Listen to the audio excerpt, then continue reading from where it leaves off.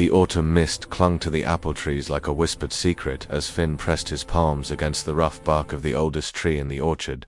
Dawn had barely broken, painting the sky in shades of amber and rose, and he was alone, or so he thought. He'd inherited this neglected orchard 6 months ago from a distant uncle he'd never met. Arriving with nothing but a broken heart and calloused hands ready for honest work, the solitude suited him. No expectations, no disappointments, just him, the trees, and the rhythm of seasons. He was slowly learning to read, but lately, something had changed. Finn crouched low, examining the ground beneath the ancient apple tree where he always started his morning routine. There they were again, paw-prints in the dampened earth, delicate and precise, leading from the forest edge to this exact spot. They circled the tree where he'd stood just yesterday at this same hour, as if someone had paced while watching him work. His pulse quickened. The prints were too small for a wolf, too deliberate for a wandering dog, and they only appeared after his morning visits, never before. "Who are you?" he murmured to the silent orchard, his breath forming small clouds in the cool air. A twig snapped somewhere in the dense foliage to his left. Finn's head whipped around, searching the shadows between the trees. Nothing moved, yet he felt it, that peculiar sensation of being observed, of invisible eyes tracking his every movement. Fear whispered that he should leave, perhaps bring someone else with him tomorrow. But curiosity, that dangerous companion, kept his feet rooted to the spot. Whoever or whatever was watching him had been doing so for weeks now, and had never once tried to harm him. Maybe, he thought with a wry smile, he wasn't as alone as he'd believed. Finn stood and brushed the dirt from his knees, making a show of speaking aloud to the listening orchard. "You know, if you wanted to introduce yourself, I wouldn't bite. I'm fairly harmless, despite what my morning hair might suggest." Silence answered him, but he could have sworn he heard the softest intake of breath from somewhere nearby. Following days, Finn began leaving small offerings near the base of the ancient apple tree, a thermos cup of hot tea one morning, a piece of fresh bread with honey another day. Each time he returned, the gift was gone, and the paw-prints remained, sometimes closer than before. He started talking during his morning work, sharing stories of his life with the invisible listener, about the woman who'd broken his heart, about finding unexpected peace in the rhythm of pruning and grafting, about how loneliness felt different here, less like emptiness and more like waiting for something he couldn't yet name.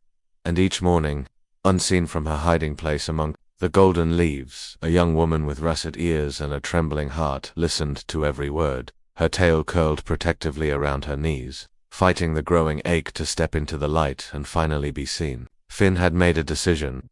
3 weeks of mysterious paw-prints and vanishing offerings had transformed his morning routine into something else entirely, a strange courtship with a ghost who left only traces behind. This morning he'd arrived an hour before dawn, armed with determination and a blanket spread beneath the ancient apple tree. If his shy observer wanted to watch him, he'd make it worth their while. He'd positioned himself deliberately, appearing absorbed in a book but keeping his peripheral vision sharp. The sun climbed higher.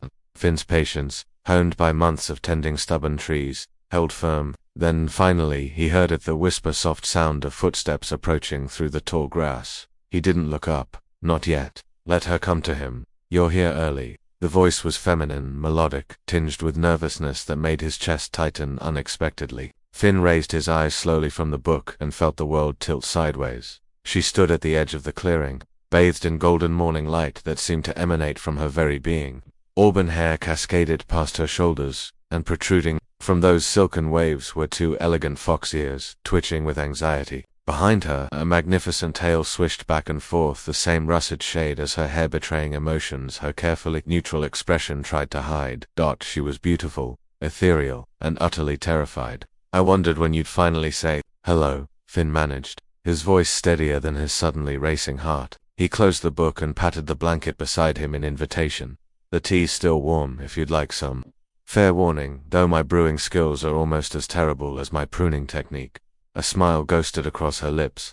"Your pruning has improved considerably. The trees are grateful. You've been watching that closely." He kept his tone light, teasing rather than accusatory. Color bloomed across her cheeks as she took a tentative step closer. "I've been watching everything. I'm sorry if that frightens you. I'm Rowan. I'm the guardian of this orchard. Or I was, before it fell to neglect. I've lived in these woods my entire life. And you've been guarding me too?" Finn asked softly. Rowan's ears flattened slightly against her head, an endearing gesture. He suspected she didn't realize she was making You arrived so alone, so heartbroken, I could smell it on you, the sadness. I only meant to ensure you were treating the land well, but then you started talking to the trees, to me, and I couldn't stay away. She finally closed the distance between them, settling onto the blanket with graceful caution, leaving a carefully measured space between their bodies. This close, Finn could see the golden flecks in her amber eyes, could smell the wild sweetness that clung to her skin, pine and apples, and something indefinably her. I'm glad you couldn't, he admitted. I've been talking to you for weeks. Feels good to finally get a response. You knew I was listening, hoped, he corrected, pouring tea into the cup's lid and offering it to her. Their fingers brushed in the exchange, and electricity sparked where skin met skin. Hoped you were listening. Hoped you'd eventually trust me enough to show yourself. You're far more beautiful than I imagined, though I have to say the tale wasn't part of my mental picture. Rowan's laugh was like wind chimes, bright and unexpected. Should I apologize for the surprise? I could tuck it away if it bothers you. Don't you dare. The words came out more intensely than he'd intended. You're perfect exactly as you are. They sat in charged silence, sipping tea as the orchard awakened around them, both acutely aware that something profound had just shifted. Between watcher and watched, between loneliness and the first fragile promise of something more, autumn deepened, and Rowan became as much a part of Finn's mornings as the sunrise itself. She taught him the orchard's secrets, which trees needed extra attention, where the best apples grew, how to read the subtle changes in the wind that predicted early frost. This one's always been stubborn, Rowan explained one morning, running her fingers along the gnarled trunk of a particularly unproductive tree. She needs gentle encouragement, not force. Like some of us. Finn stepped closer, ostensibly to examine the bark she indicated, but really just to be near her. Is that a hint about your own preferences? Should I be taking notes? Her ears twitched. Something he'd learned meant she was flustered but pleased. You're incorrigible. I'm trying to teach you proper tree care, and I'm trying to figure out proper Rowan care, he countered, his voice dropping lower. For instance, I've noticed you're always cold in the mornings. Your tail practically wraps around you like a blanket when you think I'm not looking. Maybe I like it when you're looking. The words escaped before she could stop them, and her eyes widened at her own boldness. Finn's smile turned wolfish. Careful, beautiful. Comments like that might give me ideas about keeping you warm myself. They'd fallen into this dance flotation wrapped in orchard work, stolen touches disguised as innocent contact. Finn would catch her tail in his hand when she turned too quickly, his fingers threading through the soft fur until she shivered. Rowan would lean against him to point out tree details, her body pressing close enough that he could feel her heartbeat matching his own accelerated rhythm. One afternoon, as they harvested late-season apples, Finn climbed the ladder while Rowan steadied it below. He'd reached for a particularly high branch when his foot slipped. Rohan caught him instinctively, her supernatural strength keeping them both upright as he tumbled into her arms. They stood frozen, his chest against hers, faces inches apart. Finn's hand had landed on her waist, and he could feel her trembling beneath his palm. Good catch, he whispered. I told you, I've been guarding you. Her breath ghosted across his lips. Someone has to keep you safe. What if I don't want to be safe anymore? His thumb traced small circles on her hip through the thin fabric of her dress. What if I want to be reckless instead? Rowan's pupils dilated, her fox nature making the change starkly visible. Finn, tell me to stop, he murmured, leaning closer, and I will. But if you want this even half as much as I do, she closed the remaining distance, capturing his mouth in a kiss that tasted of apples and autumn and desperate longing finally unleashed. Finn groaned against her lips, his other hand tangling in her hair, careful of her sensitive ears. When they finally broke apart, both breathless, Rowan's tail had wrapped around his leg possessively. I've wanted to do that since the first morning you spoke to me, she confessed. When you said you were harmless despite your morning hair, I wanted to run my fingers through it and prove you wrong. I'm an excellent liar, Finn agreed, pulling her closer. Absolutely terrible and dangerous and completely gone for a fox girl who's been stealing my heart one morning at a time. Good, Rowan breathed against his neck, her sharp teeth grazing his pulse point just enough to make him shudder. Because I'm not giving it back. The apples lay forgotten in the grass as they discovered new ways to tend to each other instead of trees. The orchard bearing witness to a different kind of growth, one measured in racing hearts and intertwined fingers and promises whispered. Between increasingly heated kisses. The first night, Rowan stayed beyond dawn. They built a fire in the old stone hearth of the orchard keeper's cottage. Finn had been gradually restoring the small building, and it had finally become habitable, warm, and safe. And there's— Tell me about Fox-shifter courtship, Finn requested, settling onto the worn couch and pulling Rowan into his lap with easy familiarity. She came willingly, tucking herself against his chest with a contented sigh, her ears flattened slightly embarrassment. He'd learned. Why would you want to know that? Because I want to court you properly, he said simply, his fingers tracing the base of one soft ear until she shivered. I want to give you everything you deserve. Your traditions matter to me.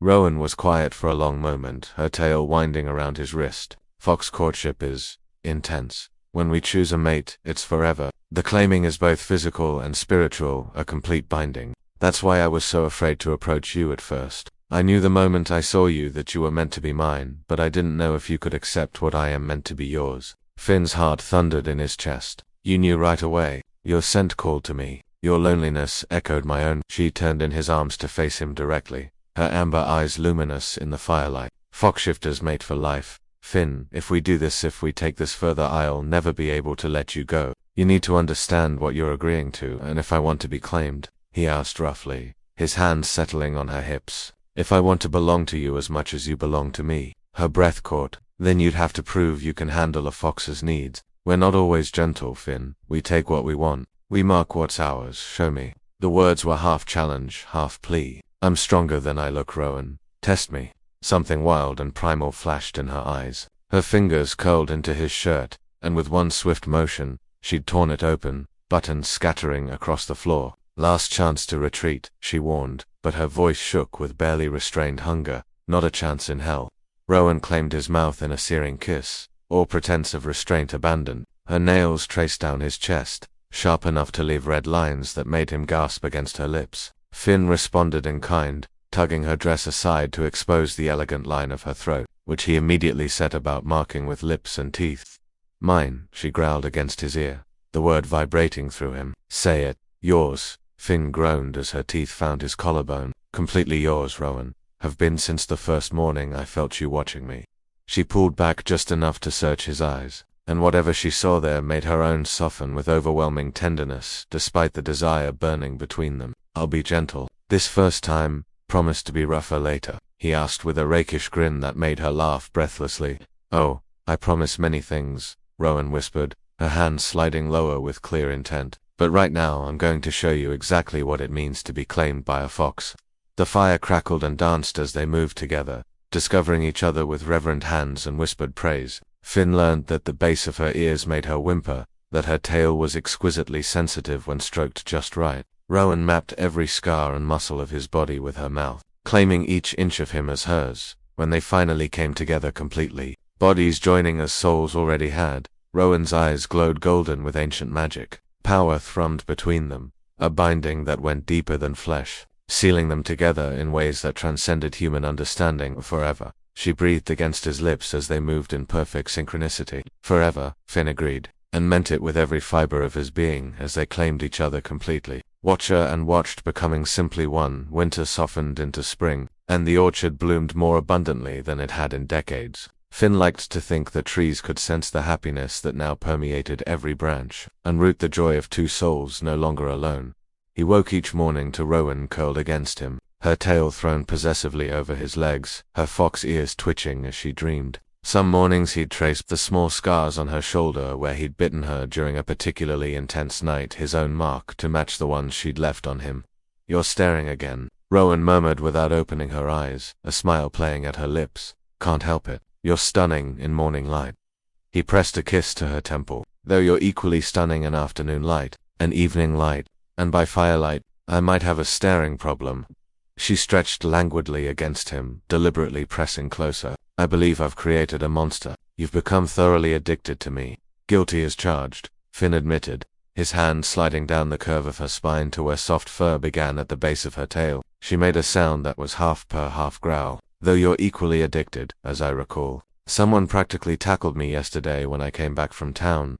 You were gone for 3 hours, Rowan defended, rolling to face him. That's an unreasonable amount of time to be separated from your mate. Your mate, he repeated softly, the word still sending warmth through his chest. I love hearing you say that. Good. She kissed him slowly, thoroughly, because I plan to say it frequently for the next several centuries. Centuries. Finn pulled back to look at her questioningly. Rowan's expression turned sheepish. Ah, that's something I should probably mention. Fox shifters age very slowly, and when we bond with someone, we share that longevity. I suppose I forgot to explain that part during the whole claiming process. Are you upset? Finn laughed, the sound rich and free. Upset that I get to spend centuries waking up next to you. That I get to tend this orchard with you for lifetimes. Rowan, that's the best news I've heard since you first said hello. Relief flooded her features. I was worried you'd feel trapped. The only thing I'm trapped by is how completely I've fallen in love with you, he said seriously. You saved me, you know. I came here broken, expecting to live out my days in isolation.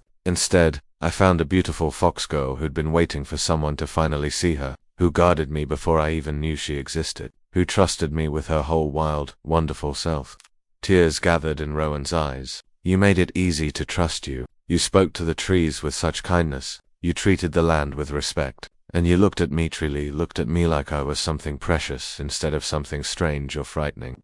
You are precious, Finn insisted, cupping her face in his hands. You're everything I didn't know I needed. Every morning I watched for your paw prints hoping you'd come closer. Every night I dreamed of what you might look like, who you might be, and the reality exceeded every fantasy.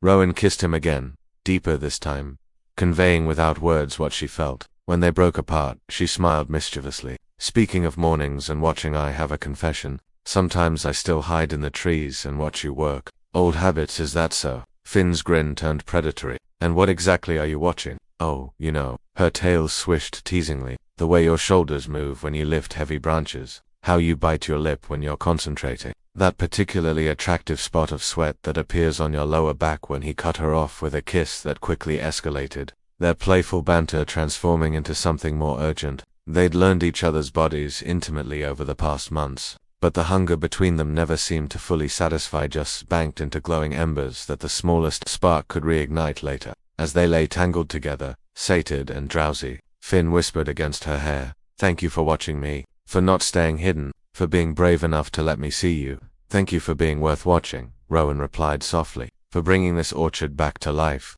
for bringing me back to life." Outside, the apple trees bloomed in riot of white and pink, their branches heavy with promise, and beneath the oldest tree, where mysterious paw prints had once circled in curious observation, two sets of footprints now walked side by side, watcher and watched, guardian and guarded, forever intertwined in the gentle space where loneliness had transformed into the deepest kind of belonging.